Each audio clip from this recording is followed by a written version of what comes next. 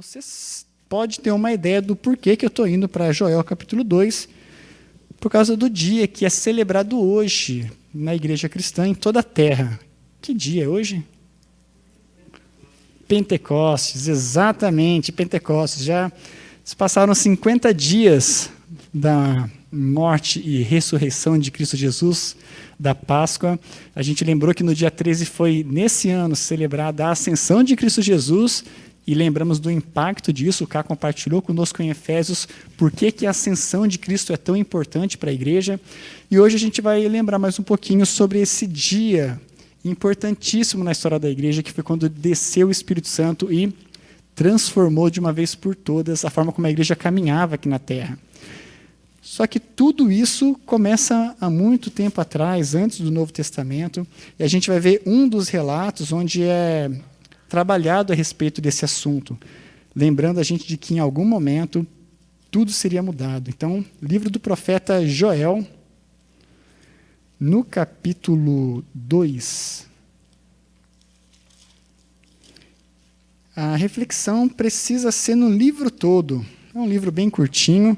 Caso você ainda não tenha lido, te convido a chegar em casa hoje e fazer essa leitura. São pouquíssimos minutos.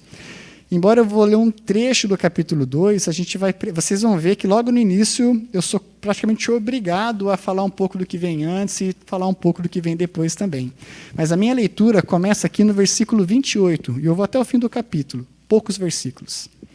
Livro do profeta Joel, capítulo 2, a partir do versículo 28, diz o seguinte: E acontecerá depois que derramarei o meu espírito sobre toda a carne. Vossos filhos e vossas filhas profetizarão. Vossos velhos sonharão e os vossos jovens terão visões. Até sobre os servos e sobre as servas derramarei o meu espírito naqueles dias.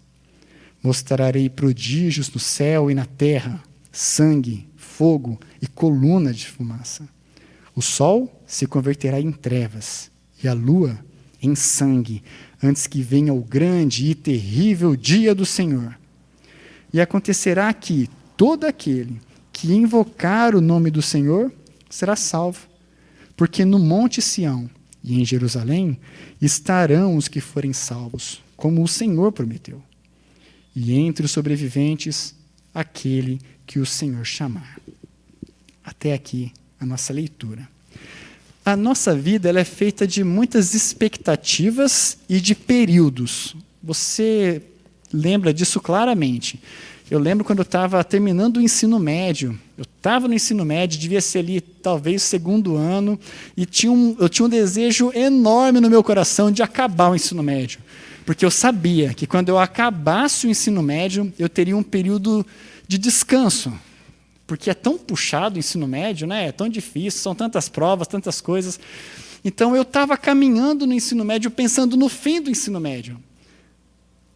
Mas chegando ali no terceirão, eu vi que tinha um tal de vestibular, que a gente já vinha falando sobre isso, desde o ensino fundamental, e estava ali, era bem nesse período. Então, fiquei naquela expectativa da entrada na faculdade e pensando como seria isso. Esse momento de pensar na faculdade me deixava muito animado. Eu ia para a internet, pesquisava lá sobre laboratórios, como é que funcionava a faculdade, o que tinha, o que não tinha, universitários, do que se alimentam, como sobrevivem, né? Essas coisas todas de Globo Repórter. Ia lá e ficava todo curioso. E isso gerava uma expectativa, uma vontade de estar lá. E eu conversei com algumas pessoas sobre como que era essa fase da vida, de estar na faculdade. E eu tive respostas das mais diferentes possíveis, assim. Mas eu poderia classificar essas várias respostas em dois grupos. Algumas pessoas chegavam para mim e falavam: olha, sabe ensino médio? Esquece, é muito melhor. Você vai estar estudando uma coisa que você gosta, é bem um assunto que você quer. Você vai ver que é uma fase que você vai conhecer muita gente, vai ter várias experiências legais, é incrível, aproveita. E outras pessoas falavam: sabe ensino médio? É pior. Você achava que ia dar para descansar, que ia dar para dormir, esquece. Vida social, conto de fada isso. Você vai ter que ficar enfurnado, laboratório, sala de aula e monografia. Sabe o que é monografia? Você vai descobrir. Bom, eu podia classificar as várias respostas nesses dois grupos. Alguns me incentivando a realmente entrar e outros falando para mim: Quer uma dica? Foge, né? Corre disso. E talvez você vai ver relatos assim de qualquer fase da vida. Dentro de um seminário, quando acaba o seminário, o pastorado é isso, o pastorado é aquilo. No trabalho, oportunidades de trabalho, ao entrar numa empresa, vários discursos, várias histórias. Mas dependendo de quem está te contando essa história, isso pode gerar no seu coração mais esperança ou mais desesperança. Isso tem um pouco a ver com o que a gente vai conversar aqui nesse texto que nós lemos em Joel, no capítulo 2.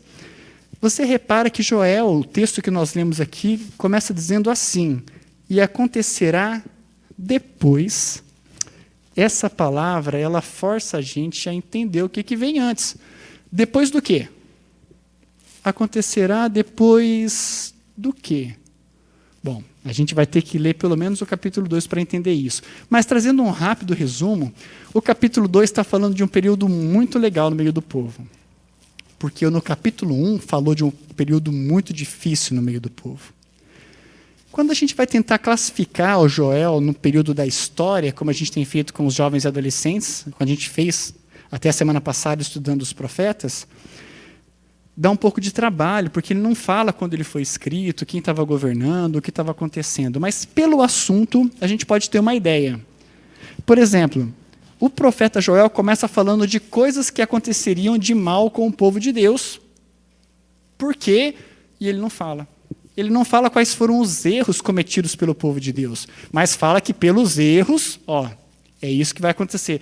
Isso tem acontecido com vocês por causa dos erros, né? Por causa de algumas coisas que vocês fizeram. E a gente fica querendo saber o que é isso, mas Joel não escreve, porque isso já era de conhecimento de todo mundo. Joel, no seu livro, cita muitas falas de Isaías, de Ezequiel e de vários outros profetas, o que nos leva a entender que ele está um pouco depois desses homens, provavelmente no finzinho ou logo após o período onde o povo estava exilado na Babilônia. Eles estavam como escravos na Babilônia. Mas por que eles foram para lá? A gente sabe, eles negligenciam o relacionamento deles com Deus, desobedecem a Deus, trazem outros deuses para o meio deles, e como consequência disso, eles são levados para a Babilônia. Outros povos acabam com eles, e é o que a gente encontra sendo descrito aqui no capítulo 1 ainda, no versículo 4, quando ele diz assim: o que o gafanhoto cortador deixou, comeu o gafanhoto migrador, o que deixou o migrador, comeu o gafanhoto devorador. O que deixou o devorador, comeu o gafanhoto destruidor. Esses gafanhotos fazendo uma referência a nações, a povos que vieram e acabaram com o povo de Deus. Talvez quando você pensa em gafanhoto, você lembra de Egito, você lembra de pragas. Não é uma associação errada, até porque esses outros povos que vieram contra o povo de Deus foi trazido pelo próprio Deus, como um movimento de justiça, para trazer o coração do povo de volta para ele. Então o povo passava por um momento difícil, devastado, saindo sim de um período de exílio, talvez com muita expectativa, com muita esperança dessa nova fase da vida, mas com muitas incertezas também. E a dúvida era, será que vai dar certo? Será que a gente vai voltar a ser uma grande nação? O capítulo 2 fala exatamente sobre isso. Deus prometendo para eles que, olha, vocês vão ter um novo momento. Vocês vão, o que foi tirado de vocês, vocês vão receber de volta. Eu vou estar retribuindo, eu vou estar restituindo vocês o que os gafanhotos, o que as outras nações fizeram com vocês. E dou para vocês uma certeza que está ali no versículo, alguns versículos antes do que a gente leu, no versículo 27, que diz: sabereis que estou no meio de Israel e que eu sou o Senhor, vosso Deus, e não há outro, e o meu povo jamais será envergonhado. Deus está trazendo para eles a certeza de que estará no meio deles, habitando no meio deles. Então, depois de entender o contexto ruim, a fase ruim que eles estavam, essa nova fase que eles estão entrando, com a garantia de que Deus está no meio deles, e de que tudo vai bem, de que tudo vai dar certo, vem o texto que nós lemos. Então, depois disso, depois desses dois momentos, nessa nova fase de Israel, ainda tem algo mais para acontecer. E aí vem o texto que nós acabamos de ler. Ele fala que o Espírito dele será derramado sobre homens, mulheres, servos e servas, sobre jovens, pessoas de todas as idades, idosos, e que eles vão agir, eles vão trabalhar junto com Deus, eles vão se envolver junto com Deus no seu reino. E a gente sabe quando isso aconteceu. Bom, talvez aqui de 500 e poucos antes de Cristo até o acontecimento do Pentecostes, que a gente vê em Atos 2, já passaram alguns anos ali. Mas, de fato, se cumpre a promessa de Deus. Desce o Espírito Santo. E essa descida do Espírito Santo vem transformando de uma vez por todas a realidade da igreja. Se você lembra do Antigo Testamento, de várias passagens, como, por exemplo, o famoso Sansão, Sansão era um cara muito forte. Forte por natureza. Ele era um cara marombão, assim, puxava peso. Levantava bons pesos no supino. O cara era de respeito. Mas quando o Espírito de Deus descia sobre ele, aí o negócio ficava diferente. Aí ele pegava um pedaço de queixo de jumento no chão e matava 1000 homens. Ele era forte? Era, mas quando o Espírito Santo vinha, o negócio ficava diferente. E isso aconteceu com vários outros homens, como, por exemplo, com o rei Davi. E outros grandes líderes que caminharam no meio do povo. Eles eram pessoas que talvez tivessem até alguma característica que o fizesse notável, mas quando o Espírito Santo descia sobre esses homens, sobre essas mulheres, o negócio era diferente. E aí vem a promessa de Deus falando que o Espírito seria derramado no meio do seu povo, entre todos os homens, entre todas as mulheres, entre crianças, jovens, em adultos. E você imagina qual era a expectativa do povo com o que seria isso? O que seria essa fase? O momento do povo de Deus onde esse Espírito, que agiu extraordinariamente na vida de algumas pessoas no Antigo Testamento, de repente estaria na vida de todas as pessoas do povo de Deus. Eles sonhavam com esse período. Eles estavam nessa expectativa de viver em uma igreja, de viver em um povo aonde o Espírito Santo estaria em cada um. Isso seria algo extraordinário. E eu fico imaginando se os ouvintes, leitores de Joel, tivessem a oportunidade de bater um papo com a igreja nos dias de hoje. Olha, a gente sabe que quando o Espírito Santo estiver habitando no meio do povo de Deus, vai ser algo completamente extraordinário e diferente. E conta aí, como que é, né? Fala um pouco de como que é esse momento da vida. E talvez nós teríamos ali vários relatos de como seria ou como é a igreja nesse período. Talvez a gente até poderia classificar esses relatos em 2 grupos, como eu lembrei na minha história do ensino médio, né? Talvez ao ouvir alguns relatos eles pensariam, não era para ser melhor, né? Ou talvez eles ficariam entusiasmados ao ouvir e falar assim, poxa, isso tem que acontecer realmente. Mas para a gente pensar sobre onde se encaixa qualquer um dessas descrições, a gente tem que pensar do propósito. Qual é o propósito de Deus para derramar do seu Espírito sobre todas as pessoas? O que Atos fala para a gente? Vocês lembram por que o Espírito Santo de Deus é derramado sobre a terra? Sobre homens, mulheres, servos e servas? Mas receberei sobre vós o meu Espírito e serão minhas testemunhas. E aí vem todo o povo, né? Dos de perto, um pouquinho mais longe, até os confins da terra, né? O Espírito Santo de Deus é derramado em servos e servas, homens e mulheres de todas as idades, para que o Evangelho seja anunciado, para que o reino de Deus se espalhe por toda a terra, o que fica muito coerente com a mensagem de Joel, que ainda no capítulo 3, Deus está falando que Ele está trazendo pessoas de vários povos para dentro desse reino. Pessoas virão de muitos cantos para estar junto com esse povo, fazendo parte desse povo. Atos capítulo 2, nós vemos isso acontecendo, o Evangelho se espalhando. E hoje nós somos provas disso, de que o Evangelho chegou, de que o Evangelho tem alcançado a nossa vida. Mas se você pegar relatórios de agências missionárias nos nossos dias, você vai observar que nós ainda não completamos essa tarefa. O Evangelho já cruzou os oceanos, chegou em todos os continentes, mas ele ainda não alcançou todas as pessoas. Não chegamos ainda em todos os povos da terra. Ainda há trabalho a ser feito. E é claro que podemos ter motivos para tudo isso. Pode ter sido uma falta de tempo, só foram 2000 anos, pode ter sido falta de recurso, de tecnologia, ou podem ter sido outras coisas também. Talvez, no passar dos anos, a igreja pode ter enfrentado momentos onde ela se esqueceu do propósito da descida do Espírito Santo. E isso também pode acontecer com a gente. Em vários momentos na história da igreja, desde Atos 2, nós tivemos vários movimentos onde a igreja estava muito empenhada na tarefa de anunciar o evangelho, e tivemos outros momentos onde a igreja estava só preocupada em cuidar da vida dela. E daí Deus vem, age no meio do povo, traz o movimento e faz com que essas pessoas voltem a se engajar nessa missão junto com Deus. Hoje nós vivemos dias bem difíceis, momentos bem complicados. No momento presente, por causa da pandemia, onde muitas igrejas, e nós somos, esse grupo, o povo de Deus, por causa de todas as limitações que tivemos, precisamos nos reorganizar e pensar em várias estratégias para não parar como corpo, continuar cuidando um do outro, estar junto um com o outro.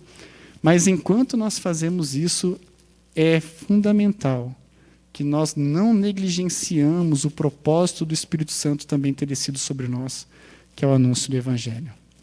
Mas como? Como fazer isso nesses dias?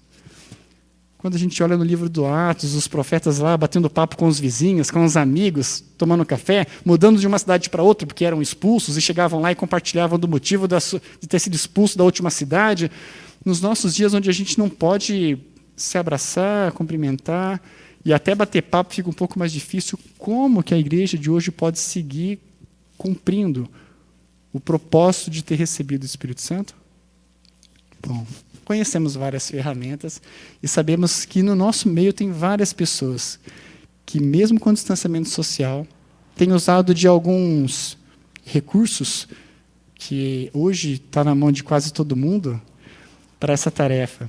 E têm usado de oportunidades onde muitos têm passado necessidade para demonstrar de forma prática o amor do reino.